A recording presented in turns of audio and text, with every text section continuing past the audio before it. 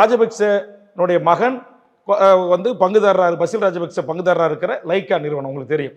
அல்லிராஜ் சுபாஸ்கர் அந்த படத்தை இயக்குறாரு. அதுல அவருடைய ப்ரொடக்ஷன் வருது. அது வரக்கூடாது அப்படின்னு நான் மட்டும் எதிர்க்கல.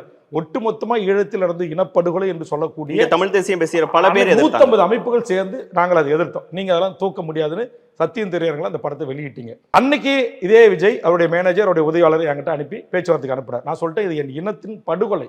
1.5 லட்சம் மக்களை பலி கொடுத்து விட்டு 90,000 தாய்மார்களின் தாலி அறுபட்டிருக்கிற அந்த ராஜபக்ச கும்பல் என் மண்ணில் வந்து இங்கு படம் தயாரிப்பதை, இன்னும் செய்வதை, சினிமாவில் இறங்குவதை நான் அனுமதிக்க முடியாது.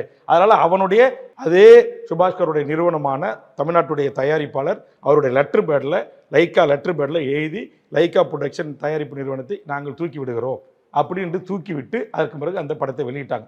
அதில் நான் ரொம்ப பிடிவாதமாக இருந்தேன். அப்பயும் திரு சந்திரசேகர் அவர்கள் என்கிட்ட பேசினாங்க.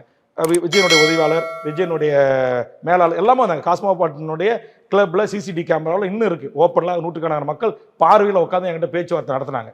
அப்போ கூட அண்ணனுக்கு வேற ஏதாச்சும்னா கூட கட்சிக்கு நாங்கள் செய்கிறோம் அப்படிங்கும்போது அப்படியேப்பட்ட ஈனப்பிரிவு அல்ல வேல்முருகன்.